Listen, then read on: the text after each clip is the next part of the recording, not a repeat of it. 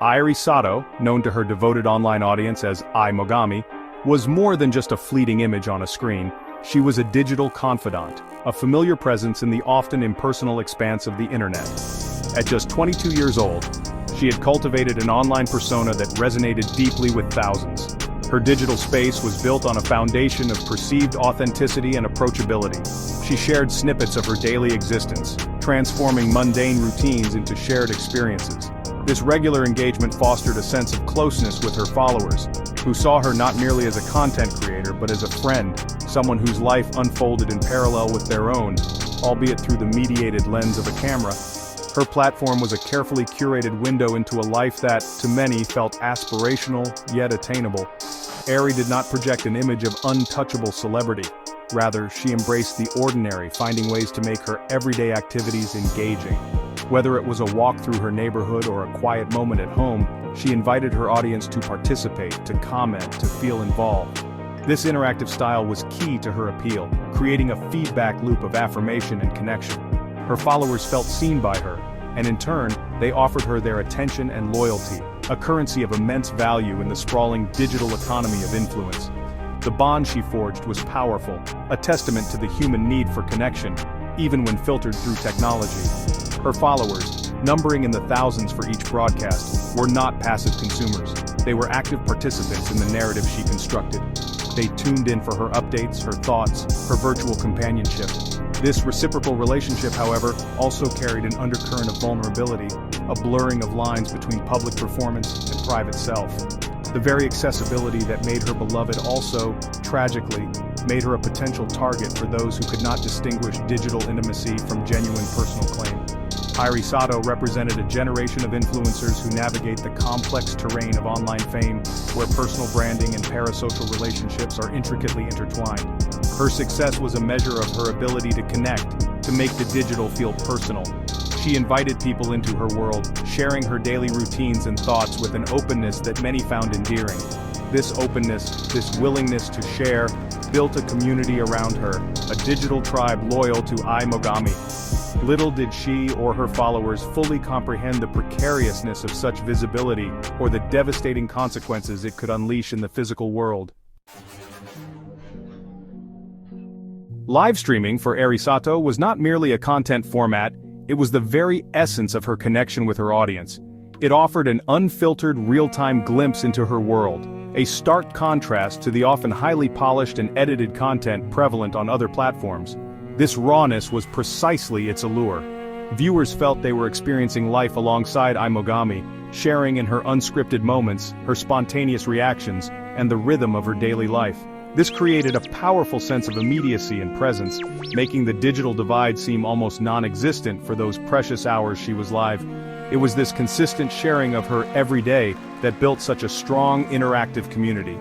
Her content often featured her navigating the familiar streets of Tokyo, particularly the Takadanobaba district in Shinjuku. These public broadcasts, while seemingly innocuous, provided specific details about her routines and whereabouts. For her genuine fans, these glimpses were part of her charm, making her feel like a local figure, a friendly face in a sprawling metropolis. They could see the places she frequented, the paths she walked, and perhaps even imagine bumping into her. This very public sharing of her daily life, however, inadvertently created a map for anyone with malicious intent, a breadcrumb trail leading directly to her physical presence, a danger she may not have fully appreciated.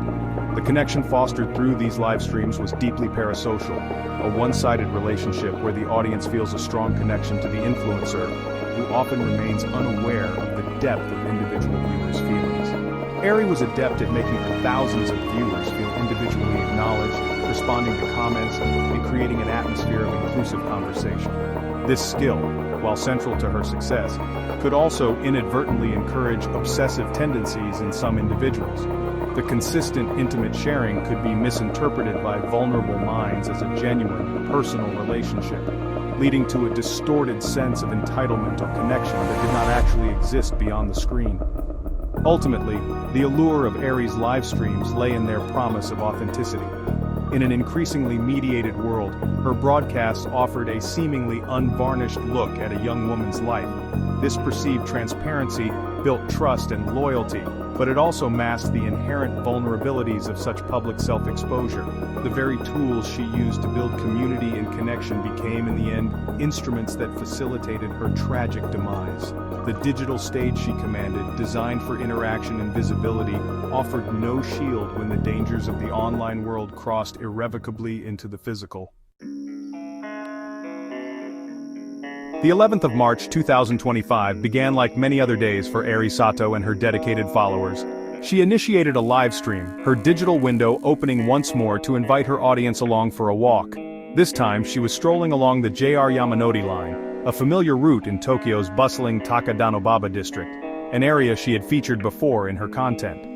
Thousands of viewers, reported to be over 6,000, perhaps even as many as 6,500, tuned in, expecting another installment of Mogami's life, another chance to connect and interact with the young woman they felt they knew. The stream was a routine comfort, a familiar digital gathering place. As Eri narrated her walk, engaging with the live chat, the atmosphere was initially unremarkable, typical of her usual broadcasts. Her viewers were likely exchanging messages, commenting on the scenery, and enjoying the virtual companionship she provided.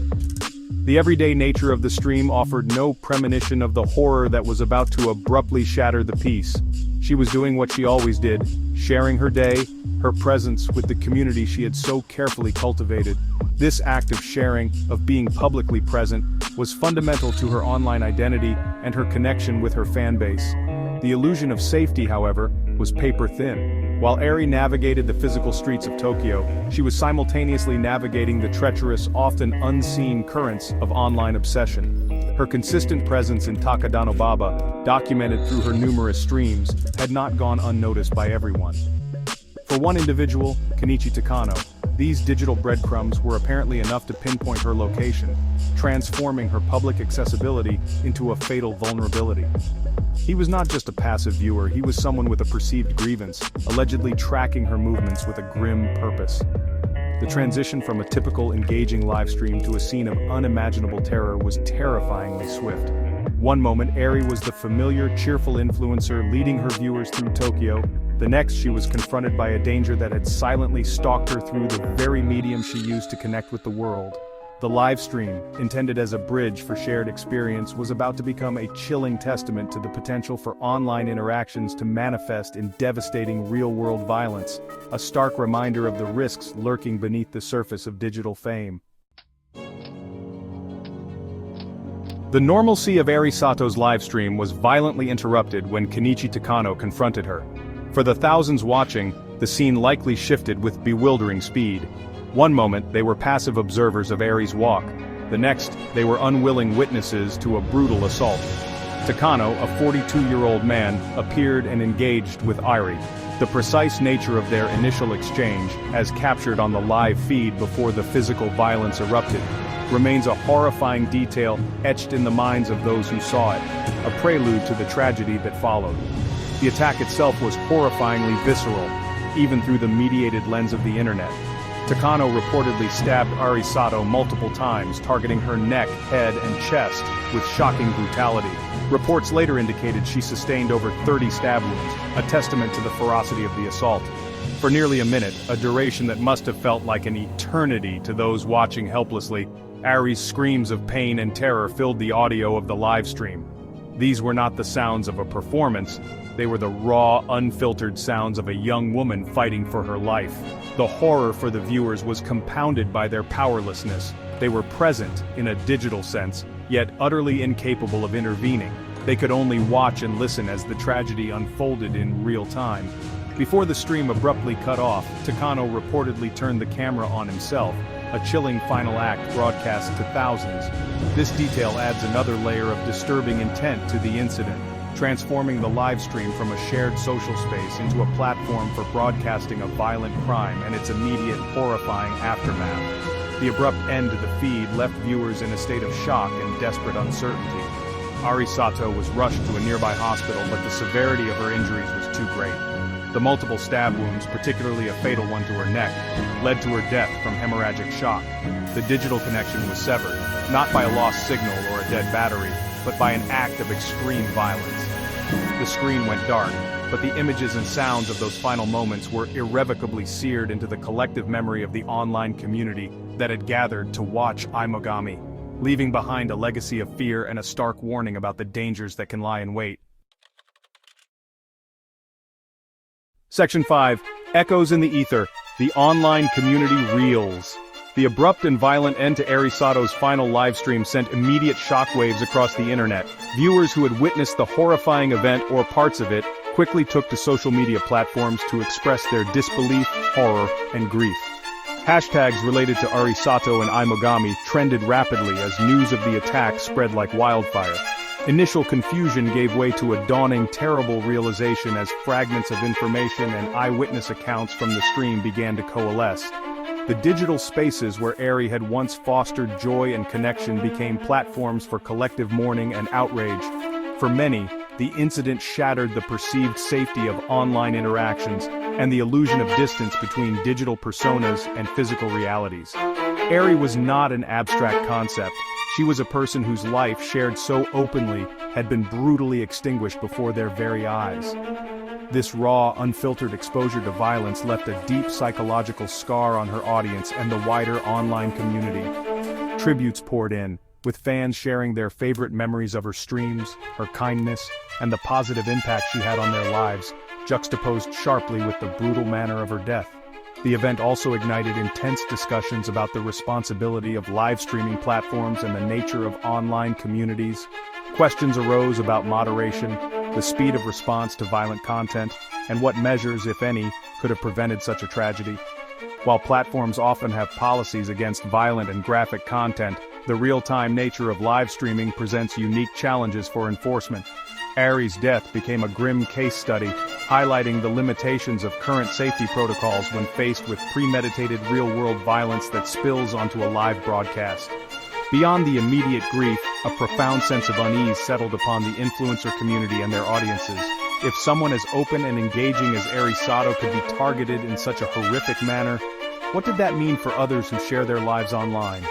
The attack served as a brutal reminder that behind the avatars and usernames are real people, vulnerable to real-world threats. The echoes of Eri's final screams resonated far beyond her immediate fan base, forcing a difficult and uncomfortable reckoning with the darker aspects of online visibility and the potential for parasocial relationships to curdle into dangerous obsession.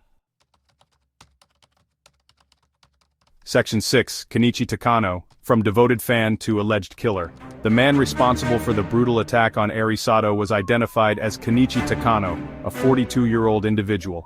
His connection to Eri was not merely that of a random assailant. He was reportedly someone who had followed her online activities, aware of her routines and the locations she frequented, particularly the Takadanobaba area which she often featured in her streams. This familiarity suggests a level of premeditation, transforming him from a distant observer into an active threat. His ability to locate her on that fateful day underscores the terrifying ease with which an online follower can, with determined effort, bridge the gap between the digital and physical realms. Takano's alleged motive, as he claimed following his arrest, was rooted in a financial dispute. He asserted that Eri Sato had borrowed a significant sum of money from him, reportedly around £13,000, approximately $16,500, and had failed to repay the debt. This claim introduces a complex and troubling dimension to their relationship, suggesting a connection that went beyond the typical influencer-fan dynamic, possibly involving a misplaced trust or a transaction that soured. The alleged debt became, in Takano's mind, a justification for his horrific actions, a grievance he sought to resolve through ultimate violence. According to reports, Takano had pursued legal channels to reclaim the alleged debt, even winning a court case against Sato. However, he claimed she made no effort to settle the amount owed, further fueling his anger and resentment. This progression from a civil dispute to a fatal confrontation highlights a disturbing escalation. It suggests a mind fixated on perceived injustice, ultimately choosing a path of violent retribution rather than continued legal recourse. The fact that he tracked her down during a livestream indicates a deliberate plan to confront her publicly, or perhaps to make a horrifying statement. The authorities' investigation would delve into the veracity of these claims and the extent of Takano's premeditation. Was this a spontaneous act of rage, or a meticulously planned murder driven by financial desperation and a twisted sense of vengeance? His actions, tracking her, confronting her during a live broadcast, and the sheer brutality of the attack, point towards a deeply disturbed individual whose anger over the unpaid debt allegedly escalated into a murderous obsession. Kenichi Takano's story serves as a chilling example of how financial entanglements and obsessive grievances can culminate in tragedy within the often blurred boundaries of online interactions. Section 7, The Weight of Justice, Legal Proceedings and Unanswered Questions. Following the horrific attack on Eri Sato, police arrived quickly at the scene in the Takadanobaba district. They discovered a 5-inch-long knife, presumed to be the murder weapon, and apprehended Kenichi Takano. His arrest was immediate, occurring right there amidst the chaos and horror of his actions. The swiftness of law enforcement's response, however, could not undo the tragedy that had already unfolded, leaving a community in mourning and a legal process to navigate in search of accountability for Eri's senseless death. This marked the beginning of a journey through the Japanese justice system for Takano. As of April 2025, approximately a month after the incident, Kenichi Takano remained in custody. While arrested and detained, formal charges had not yet been officially filed at that point. The Japanese legal system often involves a period of investigation and detention before formal indictment, allowing prosecutors to build a comprehensive case. Authorities were meticulously examining the evidence, including the chilling live-stream footage, witness testimonies both physical and virtual, and Takano's own statements, to understand the full scope of his intent and the premeditation involved in this brutal crime.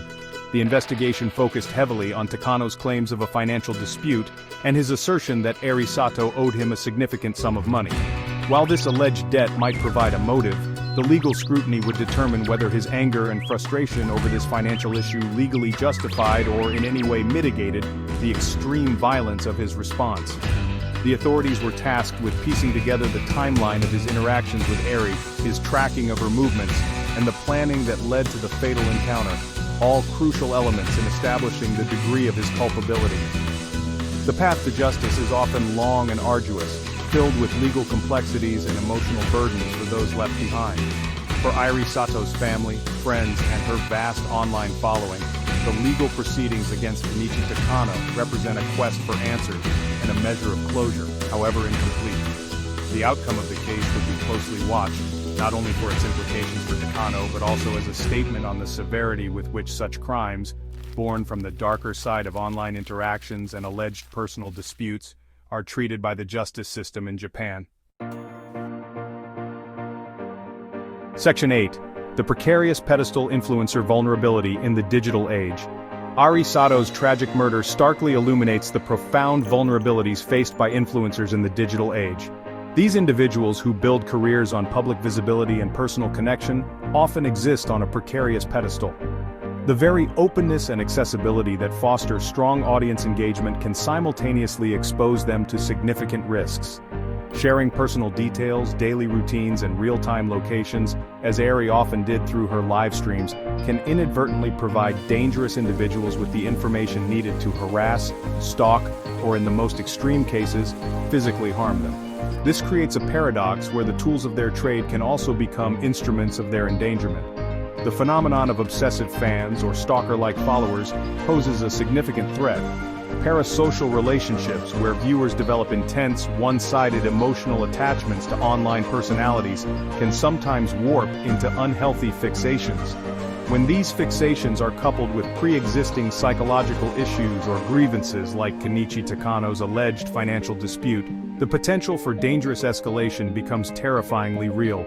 Influencers often cultivate an image of approachability, but this can be misinterpreted by some as an invitation for deeper, inappropriate levels of personal involvement, blurring crucial boundaries that are essential for safety.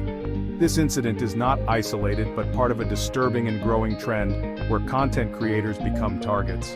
The murder of an American YouTuber in the Philippines in November 2023 serves as another grim example of the dangers that can cross from the digital world into physical reality. These events underscore a critical need for influencers to adopt more stringent online safety practices. This includes being more cautious about sharing personally identifiable information, varying routines, utilizing utilizing privacy settings more effectively, and perhaps even employing security measures if their public profile becomes particularly prominent or attracts unwanted attention. The responsibility for safety, however, does not rest solely on the influencers themselves. Online platforms have a significant role to play in creating safer environments for their creators. This includes developing more robust tools for filtering harassment, quicker responses to threats, and perhaps even educational resources for influencers on managing online risks. The tragic fate of Sato must serve as a catalyst for a broader conversation about the ecosystem of online influence, demanding a collective effort to better protect those who share their lives and talents in public digital spaces, acknowledging their unique vulnerabilities. Section 9. Beyond the broadcast, forging a safer path for online creators. The horrifying death of Sato, witnessed in real time by thousands, serves as a profound and painful lesson for the entire online world. It compels us to look beyond the allure of constant connectivity and the perceived intimacy of digital relationships, forcing a confrontation with the potential for real-world harm. Forging a safer path for online creators requires a multifaceted approach, one that acknowledges the unique risks they face and empowers them with knowledge and resources. This begins with a heightened awareness among both creators and their audiences of the delicate balance between openness and personal security in the digital sphere. Influencers must be encouraged and equipped to prioritize their safety with the same diligence they apply to content creation and audience engagement. This means a more critical approach to sharing real-time location data, being mindful of patterns in their publicly shared routines, and understanding the potential for seemingly innocuous details to be pieced together by those with malicious intent. It involves learning to recognize warning signs of obsessive behavior from followers and knowing how to respond appropriately, including seeking help from platforms or law enforcement when necessary. The burden of safety cannot solely be shouldered by the individual, but personal vigilance is an indispensable first line of defense. Online platforms bear a significant responsibility in this endeavor. They must continue to invest in and improve mechanisms for identifying and mitigating threats against their users, particularly high-profile creators who may attract unwanted attention. This includes more responsive reporting systems, stricter enforcement against harassment and stalking behaviors, and perhaps proactive outreach to creators who may be at heightened risk.